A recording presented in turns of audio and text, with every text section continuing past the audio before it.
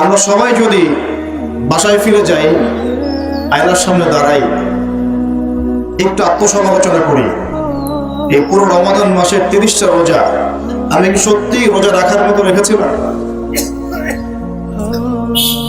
আত্মসমালোচনা করলে দেখবেন ইনশাআল্লাহ তাআলা আপনার বিবেক আপনাকে বলে দিবে হয়তো বা আপনি আমি পারি না। আল্লাহ পাক যেন আমাদের সেই ভুলগুলো মাফ করে দেন।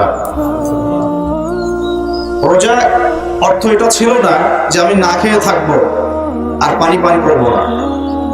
নবী সাল্লাল্লাহু আলাইহি ওয়াসাল্লাম একটা হাদিসে বলেছেন, সেই ব্যক্তির রোজা রাখায় আল্লাহ পাকের কিছুই যায় আসে না, সেই ব্যক্তির না খেয়ে থাকায়, খাবার গ্রহণ না করায়, পানি পান না করায় আল্লাহ পাকের কিছুই যায় আসে না।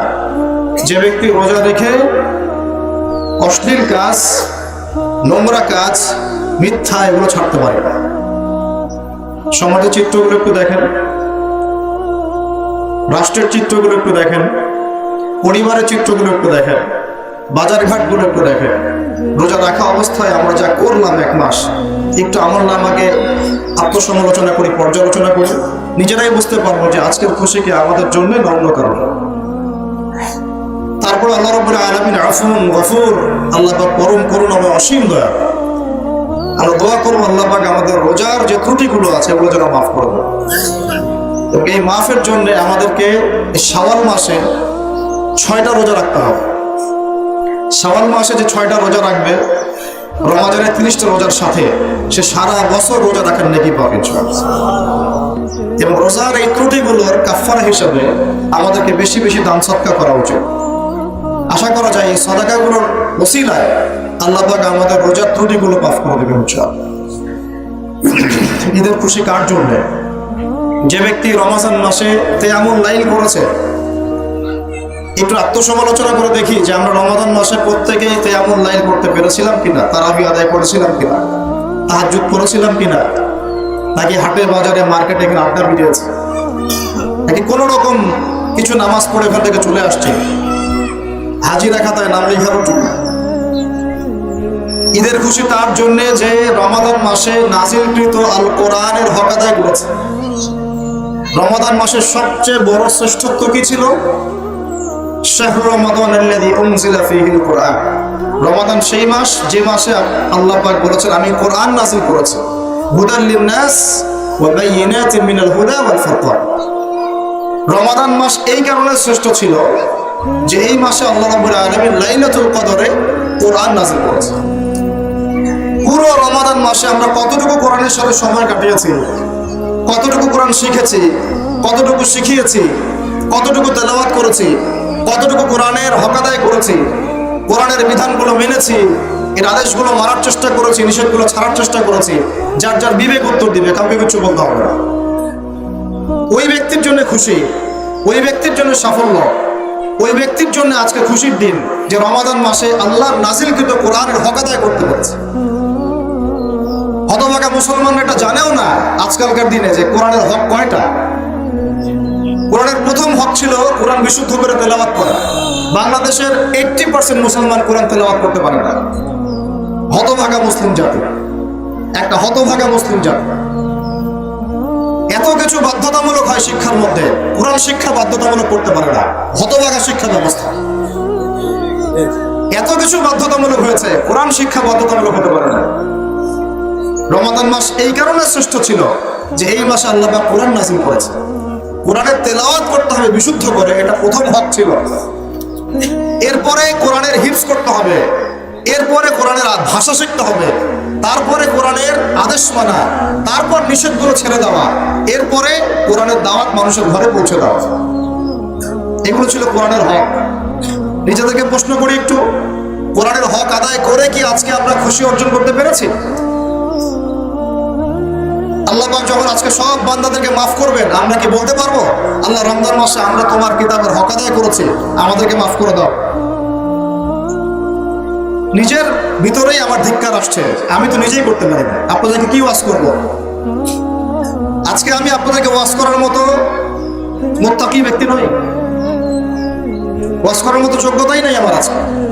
কোরআনের যে হক এটা এত ভারী যার কিছুই আমরা আদায় করতে পারি না। পুরো রমাদানে আমরা অনেক ইবাদত করেছি, করেছে সারা বিশ্বে মানুষ, পুরো বিশ্বের মুসলমানরা, পুরো বিশ্বের মুসলমানের সবার পক্ষ থেকে 1 টাকা করেও সাদাকা গাজায় পাঠানো হয় না। যদি আমরা 16 কোটি মুসলমান 1 টাকা করে দিতাম, 16 কোটি টাকা হতো। শুধু একদিনের আরবের মধ্যে যে খাদ্যের অপচয় হয়, ওই খাদ্যগুলো, উচ্ছিষ্ট খাদ্যগুলো যদি ওখানে পাঠানো যেত, আমাদের ভাই বোনরা, শিশুরা আজকে না খেয়ে মরতো না। আজকে আমরা আল্লাহর সামনে এসেছি মাফ নেওয়ার জন্য। আমরা প্রতারক, আমরা প্রতারণা করছি, আমরা নিজেদের সাথেই প্রতারণা করছি। আমার ওস্তাদ এই রমাদানের শেষ দশকে ইতিকাফের সময় একটা কথা বলছিলেন, আমাদের মুসলমানদের ইমানি এবং ইলমি হালত এতই নিচে নেমে গেছে এখন যে কাদিয়ানীদের বদনা দিয়ে ওযু করে এসে সুন্নত তরিকায় নামাজ পড়তে আসে। যারা নবী সাল্লাল্লাহু আলাইহি ওয়াসাল্লামের পরে নবুয়ত দাবি করছে, ওদের বদনা দিয়ে ওযু করে এসে সুন্নত তরিকায় নামাজ পড়তে আসে। এই হলো ইমানের হালত, এই হলো ইলমের হালত। পুরো বিশ্ব জুড়ে আমরা কেউই ওই ভাইদের পাশে দাঁড়াই নাই, ইল্লা মাশাআল্লাহ, গুটি কয়েক ভাই বাদ দিয়ে, ইল্লা মাশাআল্লাহ। কেউ দাঁড়ানোর চেষ্টাও করি নাই, কেউ তো হয়তো নামাজে দোয়াও করি না, কেউ কোনো শব্দ উচ্চারণ করি না।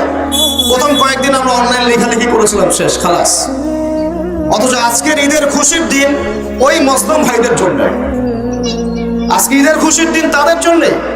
কারণ ওই অবস্থাতেও তারা 30টা রোজা রেখেছে, সাহারি না পেয়েও ঘাস দিয়ে সাহারি করেছে, ইফতার না পেয়েও পানি দিয়ে ইফতার করেছে। আজকের ঈদের খুশির দিন তাদের জন্য, আমার জন্য না, আমাদের জন্য না। রমাদানে যারা কোরআনের হক আদায় করতে পেরেছিল তাদের জন্য ঈদের খুশি।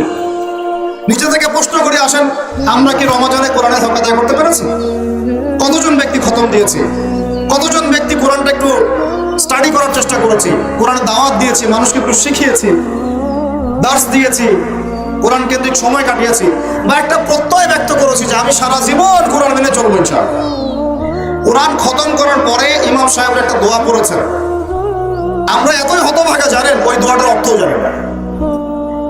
ইমাম সাহেব খতমে তারাবির দিন একটা দোয়া পড়েছেন শেষ দিনে, আল্লাহুম্মা ইজআলিল কুরআন রাবিআ কুলুবানা ওয়া নূরা সুদুরনা, আল্লাহুম্মা ইজআলহু লানা ইমামান ওয়া হুদান ওয়া নূরান ওয়া রাহমা ওয়াজআলহু লানা হুজ্জাতান ইয়া রাব্বাল আলামিন। দোয়াটা পড়ে নিন। একা এক বচনে যদি পড়া হয় দোয়াটা এভাবে আসে, আল্লাহুম্মা ইরহামনি বিল কুরআনিল আযীম। আল্লাহ কোরআনের ওসিলায় আমাকে রহম করে। পড়ি নাই, কিসের রহম? হকি আদায় করি নাই, কিসের রহম? আল্লাহুম্মা ইজআলহু লি, আল্লাহ কোরআনকে আমার জন্য বানিয়ে দেন ইমামান, নেতা, কোরআন হবে আমার নেতা, ওয়া হুদান, আমার হেদায়েত, ওয়া নূরুন, আমার আলো, ওয়া রাহমা, এবং দয়া। কি ভারী ভারী শব্দ, কি গভীর ভারী ভারী শব্দ। ওয়াজআলহু লি হুজ্জাতান ইয়া রাব্বাল আলামিন, আল্লাহ কোরআনকে আমার জন্য দলিল প্রমাণ বানায় দেন। সুবহানাল্লাহ। এই দোয়াগুলো আমরা পড়েছি রমজান মাসে তারাবির শেষে, কিন্তু কোরআনের হক আদায় করতে পারি না। বাঙালি জাতিকে সতর্ক করছে, যদি এখন পর্যন্ত আমরা সবাই কোরআনের কাছে ফিরে না আসতে পারি, কোরআন পড়া, কোরআন শেখানো, এটার দাওয়াত মানুষের কাছে প্রচার করা, এর আদেশ মানা, এর নিষেধগুলো ছাড়া, এর মধ্যে যা আল্লাহ বলেছেন মানবো, যা নিষেধ করেছেন ছাড়বো, রাসূল হাদিসে যা বলেছেন মানবো, যা নিষেধ করেছেন ছাড়বো, এবং কোরআন কেন্দ্রিক আমরা সমাজ, রাষ্ট্র, পরিবার সব করবো, এই চেতনা যদি আমাদের মধ্যে না আসে, এই চেতনা যদি আমাদের মধ্যে না আসে, আল্লাহর গজব আসার অপেক্ষা করতে লাগে। আজ হোক আর কাল হোক, গদান আও বা'দা গদিন, আজ অথবা কাল, কাল অথবা পরশু আল্লাহর গজব চলে আসবে। আল্লাহ পাক আমাদের হেফাজত করে দেন। আল্লাহ পাক আমাদের সবার কলবের মধ্যে কোরআনের প্রতি মহব্বত দান করে দেন। আল্লাহ পাক আমাদের সবার কলবে কোরআনের প্রতি শ্রদ্ধা দান করেন, ভক্তি সম্মান দান করেন, প্রকৃত আনুগত্য দান করেন, কোরআন কেন্দ্রিক জীবন গড়ার একটা দৃঢ় চেতনা আমাদের মধ্যে দান করে দেন। ঈদের খুশি আজকে এই ভাইদের জন্য যারা কোরআনের হক আদায় করতে পেরেছে। ঈদের খুশি তাদের জন্য যারা এই সওম রাখা অবস্থায় বেশি বেশি দান সদকা করেছে, যাকাত দিয়েছে। যাকাত কয়জন যাকাত দিয়েছে এই পর্যন্ত? মুসলমান নামাজ পড়ে, যাকাত দেয় না। কেউ কেউ তো রোজা রাখে, নামাজও পড়ে না। আল্লাহ পাক আমাদের হেফাজত করে না। রোজা রাখে, নামাজ পড়ে না। নবীজি বলেছেন, মান তারাকা সালাতান মুতাআম্মিদান ফাকাদ কাফারা, কেউ যদি ইচ্ছাকৃতভাবে ফরজ নামাজ ছেড়ে দেয় সে কুফরি করলো, ইসলামের সাথে ওর কোনো সম্পর্কই থাকলো না। ফাকাদ বারিআত মিন যিম্মাতিল্লাহ, সে আল্লাহর জিম্মেদারি থেকে মুক্ত হয়ে গেল। নামাজ পড়ে না মুসলমান, ছেলে পেলেরা নামাজ পড়ে না, বাসায় নামাজ বাধ্যতামূলক না, বাসায় মোবাইল ফোন বাধ্যতামূলক, বাসায় ডিশ অ্যান্টিনা বাধ্যতামূলক, আজকে নতুন জামা সবাইকে কিনতে হবে বাধ্যতামূলক, কিন্তু নামাজ বাধ্যতামূলক না।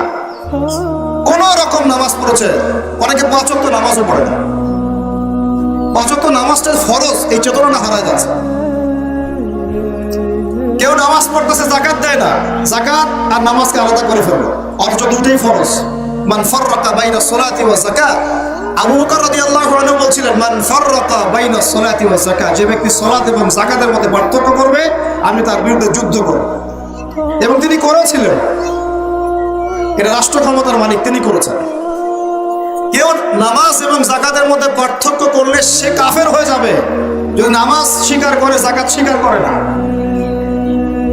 10 বছর আগে যাকাত ফরজ হয়েছে, এখনো বহু মানুষ যাকাত দেয় না। অথচ যাকাত যদি সবাই ঠিকঠাক মতো দিত, বাংলাদেশকে কেউ তৃতীয় বিশ্বের কান্ট্রি বলতো না। পুরো বাংলাদেশের অর্থ ব্যবস্থা এত শক্তিশালী হতো যে আমাদেরকে লোন নিতে হতো না মানুষের কাছে। একটা গরিব মানুষ খুঁজে পাওয়া যেত না যে না খেয়ে মারা যায়। আমি আল্লাহর কসম করে বলতেছি এই কথাটা, এমনি এমনি কথা বলতেছি না। যাকাত ভিত্তিক অর্থ ব্যবস্থা আমাদের মধ্যে চালু নাই, আমরা এটাকে বুড়া আঙ্গুল দেখাইছি একদম। আমরা কোরআন এবং হাদিসে বর্ণিত আল্লাহ পাকের যে বিধান, এগুলোকে বৃদ্ধাঙ্গুল দেখাচ্ছে। পর্দা মেয়েদের মধ্যে নাই, উঠে যাচ্ছে দিন দিন। পর্দা কিছু কিছু মেয়ে আলহামদুলিল্লাহ দিনের পথে আসছে ঠিকই, কিন্তু ওইটাও একটা আংশিক। দিনের গভীর বস্তু অনেক গভীর বিষয়, তারপরেও আসছে আলহামদুলিল্লাহ আসুক, কিন্তু উপরের লেভেল থেকে পর্দার উপর কোনো ফরজিয়াত নাই, বরং পর্দাকে উঠানোর চেষ্টা করা হচ্ছে, পর্দাকে উঠানোর চেষ্টা করা হচ্ছে। সমাজের মধ্যে আল্লাহর গজব ডেকে নিয়ে আসতে চাচ্ছেন, পর্দাকে বৃদ্ধাঙ্গুল দেখাচ্ছে। রোজা রেখে মানুষ সুদ খেয়েছে, রোজা রেখে মানুষ ঘুষ নিয়েছে, রোজা রেখে মানুষ দুর্নীতি করেছে, রোজা রেখে হারাম টাকা আত্মসাৎ করেছে, রোজা রেখে আমরা মানুষকে গালিগালাজ করেছি, রোজা রেখে আমরা অন্যের হক নষ্ট করেছি, রোজা রেখে মাপে কম দিয়েছে, রোজা রেখে বাজারে কৃত্রিম সিন্ডিকেট তৈরি করেছে, রোজা রেখে পণ্যে ভেজাল দিয়েছে। বলেন ঈদের খুশি এই মানুষদের জন্য? নিজেরাই বলেন, আপনারাই বলেন, এই ঈদের খুশি কি তাদের জন্য? আজকের দিনে এই যে বিশাল ক্ষমা আল্লাহ পাক করবেন, এই মানুষগুলো কি ক্ষমাপ্রাপ্ত হবে? আমরা নিজেরা নিজেদের চেহারাগুলো আয়নায় দেখি, এবং কথাগুলো বলার একটা উদ্দেশ্য, কাউকে আঘাত করার উদ্দেশ্য, কথাগুলো বলার একটাই উদ্দেশ্য, যেন অন্তত পক্ষে আজকের দিনে আমরা উপলব্ধি করতে পারি রমাজান কাদের জন্য ছিল, রমাজানের হকটা কি ছিল। আগামী রমাজানের জন্য আমার দ্বারা এমন কোনো ভুল না হয়। আল্লাহ পাক আমাদের সবাইকে তৌফিক দান করেন। এই রমাজানে যা ভুল হয়েছে হয়েছে, আগামী রমাজান যেন আল্লাহ আমাদেরকে নসিব করে না আমি, এবং ওই রমাজানে যেন আমরা এই ভুলগুলো থেকে শিক্ষা নিয়ে একটা পরিচ্ছন্ন রমজান পার করতে পারি। রমাজান ঈদের দিনের খুশি ভাই তাদের জন্য, ওই মা বোনদের জন্য ঈদের খুশি যারা ঘরে থেকেছে, নামাজ পড়েছে, স্বামীর আনুগত্য করেছে, লজ্জাস্থানের হেফাজত করেছে, বেপরদা এখানে ওখানে ঘুরে বেড়ায় নাই, এই মা বোনদের জন্য আজকে ঈদের খুশি। যারা ছেলেদের সাথে ডেটিং করেছে, ওখানে ওখানে চটপটি খেয়েছে, ওইখানে ছেলের সাথে বাইকে ঘুরেছে, বন্ধুর সাথে গল্প করেছে, হ্যাঁ ফ্রি মিক্সিং এর মধ্যে ছিল, এই মেয়েদের জন্য ঈদের খুশি না। তোমরা নতুন জামা পরো আর পুরাতন জামাই পরো, ঈদের খুশির সাথে তোমাদের কোনো সম্পর্ক। রান্না বান্না, রোস্ট, পোলাও, কোরমা, এগুলোর নাম ঈদের খুশি না। নবী করিম সাল্লাল্লাহু আলাইহি ওয়াসাল্লাম ঈদের দিনে কোরআন তেলাওয়াত করতেন, তাকবীর পড়তে পড়তে ঈদগাহে আসতেন, বাসায় পরিবারকে সময় দিতেন, নফল নামাজ পড়তেন, এতিমের কোনো কিছু প্রয়োজন কিনা দেখতেন, বিধবার কিছু লাগে কিনা দেখতেন, সমাজের মধ্যে সবাই খেতে পারছি কিনা দেখতেন। আমরা এখন আত্মকেন্দ্রিক ঈদের খুশি পালন করি। আমি খুশি কিনা, আমাদের চেতনা কেমন এমন, আমি খুশি কিনা, আমি সব পাইলাম কিনা। অথচ অন্য মানুষের খুশিতে যে আল্লাহ খুশি হন, অন্য মানুষকে খুশি করতে পারলে যে আল্লাহ আমার উপর খুশি হবে, এই চিন্তা আমাদের মধ্যে নাই। আমি খুশি কিনা, আমি বেশি উপার্জন করতে পারছি কিনা, খেতে পারলাম কিনা, আমার বাড়িতে বড় রোস্ট আসলো কিনা, বড় মুরগিটা আসলো কিনা, বড় গরু আসলো কিনা। সমাজে হাজার হাজার এতিম ছেলে পড়ে আছে, বিধবা পড়ে আছে, মিসকিন পড়ে আছে, খোঁজ নেওয়ার কোনো মানুষ পাওয়া যাচ্ছে না। ঈদের খুশি এই মানুষদের জন্য যারা হক এড়িয়ে চলে না, হক আদায় করে। রমাজান মানেই ছিল ভাই কোরআন, রমাজান মানেই ছিল সংযম, রমাজান মানে ছিল আত্মশুদ্ধি। আত্মশুদ্ধি কি জিনিস? আমি একটু আগে একটা আয়াত তেলাওয়াত করেছিলাম, قد أفلح من تزكى وذكر اسم ربه فصلى। আল্লাহ সূরা আনার মধ্যে বলেছেন আজকের এই ঈদের খুশি তাদের জন্য যারা আত্মশুদ্ধি অর্জন করতে পেরেছে এবং আল্লাহর নাম নিতে নিতে ঈদগাহে এসেছে, সালাত আদায় করেছে। রমাদান মাসে আত্মশুদ্ধি অর্জন করতে পেরেছি কিনা নিজেরা আমরা আত্মসমালোচনা করি। রমাদান মাসটা পার করার পরে আমরা কি আল্লাহকে একটু কাছে পাচ্ছি না আগের অবস্থাতেই আছে? তাহলেই বুঝতে পারবো যে আত্মশুদ্ধি অর্জন হয়েছে কিনা। রমাদান মাস ওই বান্দাদের জন্যে, আজকে ঈদের খুশি ওই বান্দাদের জন্যই রমাদান মাসে বেশি বেশি দোয়া করতে পেরেছে আল্লাহর কাছে, দোয়া করিয়ে গুনাহগুলো মাফ করাতে পেরেছে, চেয়েছে আল্লাহর কাছে, চোখের পানি ফেলেছে। কয়জন চোখের পানি ফেলেছে? কতদিন চোখ দিয়ে পানি পড়েছে? 30টা দিন তারাবির তেলাওয়াত শুনেছেন, কয়দিন চোখ দিয়ে পানি পড়েছে? 30টা দিন আমরা রাতের বেলা উঠেছি তাহাজ্জুদে, কয়জনের চোখ দিয়ে পানি পড়েছে? আল্লাহর কাছে কান্নাকাটি করে, অনুনয় বিনয় করে, নিজের জন্য, নিজের পরিবারের জন্য, উম্মতের জন্য দোয়া করে দোয়া কবুল করাই নিতে পেরেছে এই মানুষদের জন্য ঈদের খুশি। বলেন আমরা আপনারা কি তার মধ্যে আছি? আদৌ ঈদের খুশি এই বান্দাদের জন্য। ঈদের খুশি আমি বারবার বলছি, ঈদের খুশি ওই মানুষদের জন্য যারা কোরআনের হক আদায় করতে পেরেছে, রোজার হক আদায় করতে পেরেছে, যাকাত দিয়েছে, বেশি বেশি দান সদকা করেছে, আল্লাহর কাছে কান্নাকাটি করে গুনাহ মাফ করাতে পেরেছে। যে মানুষগুলো তাহাজ্জুদ গুজার ছিল, বেশি বেশি আল্লাহর জিকির করেছে, কোরআন পড়েছে, মানুষকে পড়িয়েছে, এর অনুযায়ী জীবন গড়ার প্রত্যয় ব্যক্ত করেছে, অন্যের বিপদে পাশে দাঁড়িয়েছে, অসহায় মিসকিনদের পাশে দাঁড়িয়েছে, যাকাত ফিতর আদায় করেছে, সাদাকাতুল ফিতর দিয়েছে। এই মানুষগুলো যখন আজকে তাকবীর পড়তে পড়তে এখানে এসেছে, আল্লাহ রাব্বুল আলামিন তার ফেরেশতাদেরকে বলছেন, হে আমার ফেরেশতারা, আমার ওই বান্দারা কি চায়, তাদেরকে আমি কি পুরস্কার দিব? ফেরেশতারা বলেন যে আল্লাহ, তাদের উত্তম যে প্রতিদান সেটা দেওয়াই তো তাদের আপনার পক্ষ থেকে যে উত্তম প্রতিদান, সেটা প্রাপ্য প্রতিদান দেওয়াই তো হচ্ছে ইনসাফ। আল্লাহ রাব্বুল আলামিন তখন বলেন, তোমরা সাক্ষী থাকো, আমি আমার এই বান্দাদেরকে মাফ করব। আমরা জানি আমরা এই বান্দাদের মধ্যে হয়তো অন্তর্ভুক্ত হতে পারি না, হয়তো বা। এখন আল্লাহর কাছে আমরা দোয়া করি আল্লাহ রাব্বুল আলামিন যেন আমাদের সবাইকে রমজান মাসের এই ভুল ত্রুটিগুলো থেকে মাফ করে দেয়। রোজার মধ্যে যে ভুলগুলো হয়েছে আল্লাহ যেন মাফ করে দেয়। এর জন্য বেশি বেশি নফল রোজা রাখতে হবে, বেশি বেশি দান সদকা করতে হবে এবং ইস্তেগফার করে আল্লাহর কাছে ক্ষমা চাইতে হবে। আল্লাহ, রোজার মধ্যে আমার দ্বারা এই ভুল হয়েছে, আল্লাহ তুমি মাফ করে দাও। ইনশাআল্লাহ আল্লাহ মাফ করে দেবেন ইনশাআল্লাহ। 2, রমজান মাসে আমরা যারা কোরআনকে সময় দিতে পারি না, হক আদায় করতে পারি নাই, এখন থেকে নিয়াত করতে হবে আজকে থেকে কোরআন বন্ধ না, বরং আজকে থেকে কোরআন আবার খোলা শুরু হবে ইনশাআল্লাহ। রমাদান শেষ হয়েছে বলে একদম খতমে তারাবি হয়েছে, কোরআন বন্ধ, এমন চিন্তা না, বরং আজকে থেকে কোরআন আবার খোলা শুরু হবে ইনশাআল্লাহ। প্রত্যেক দিন আমরা এক পারা করে তেলাওয়াত করবো ইনশাআল্লাহ, কমপক্ষে একটা করে পৃষ্ঠার অর্থ করবো ইনশাআল্লাহ। এই চেতনা নিজের মধ্যে বদ্ধমূল করেন। সব পড়াশোনা পরে, আগে কোরআন। সমস্ত পড়াশোনা পরে, আগে কোরআন।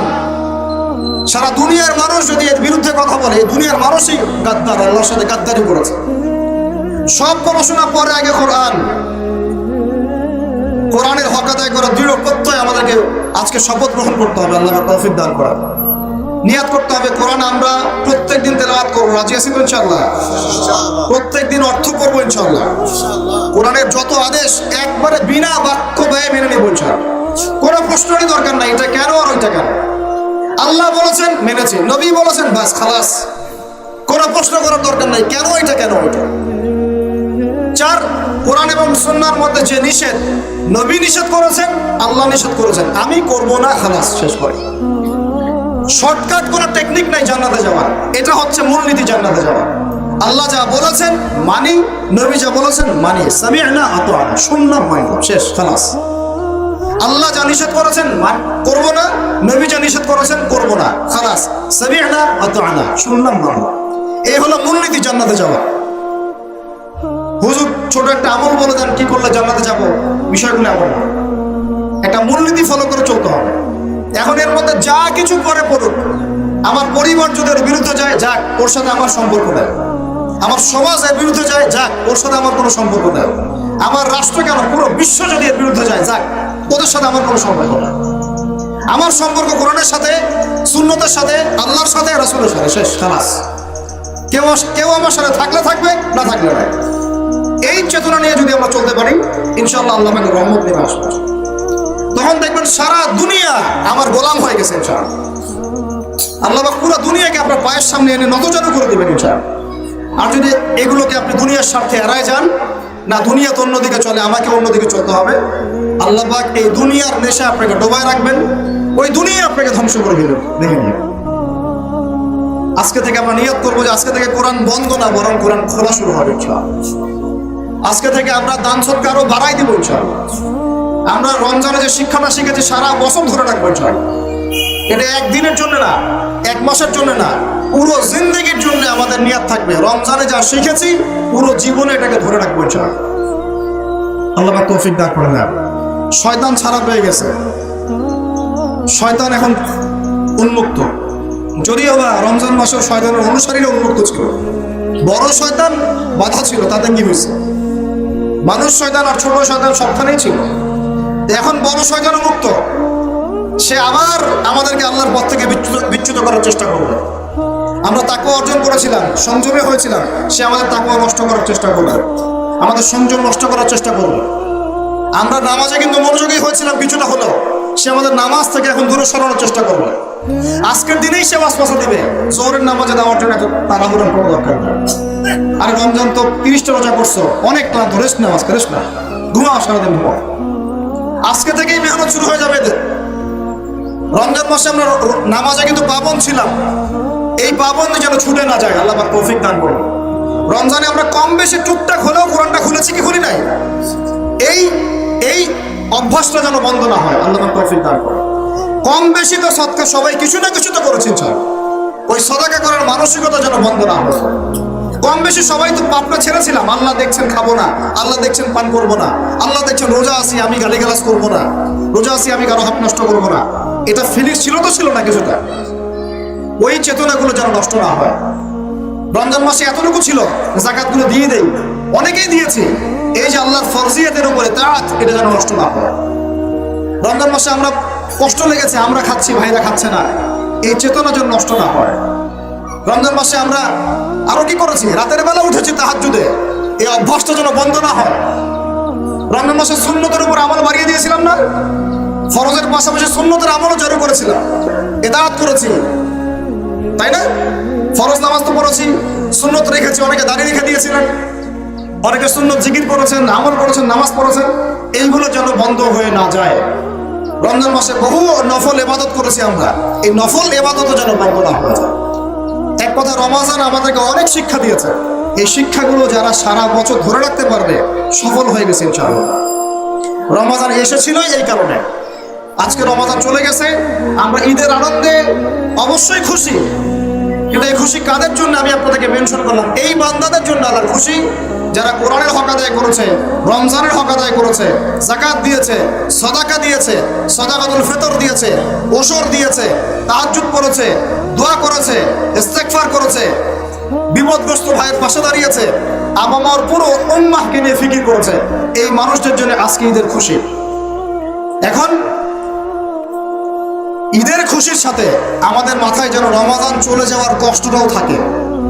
রমাদান চলে গেল, রমাদানটা চলে গেল, আল্লাহ কিছুই করতে পারলাম না, একটা সুযোগ ছিল, আল্লাহ কিছুই করতে পারলাম না। এই রমজানে আল্লাহ কত মানুষকে তুমি জাহান্নাম থেকে মুক্তি দিয়েছো, আল্লাহ আমাদের নাম সেখানে আছে কিনা আল্লাহ জানে না। এই রমজান আল্লাহ কবরের আযাব বন্ধ ছিল, আবার চালু হয়ে গেল।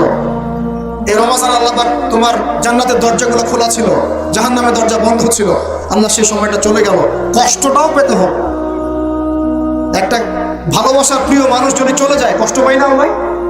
আজকে ঈদের খুশি, মুমিনের অবস্থা এমন হবে, ঈদের খুশিতে সে খুশিও হবে, আশাও করবে আল্লাহর কাছে, আর রমজান চলে যাওয়াতে সে দুঃখীও হবে, মনের মধ্যে কষ্টও ফিল করবে। এই আশা এবং কষ্ট এর মাঝখানে হবে আজকে মুমিনের আনন্দ।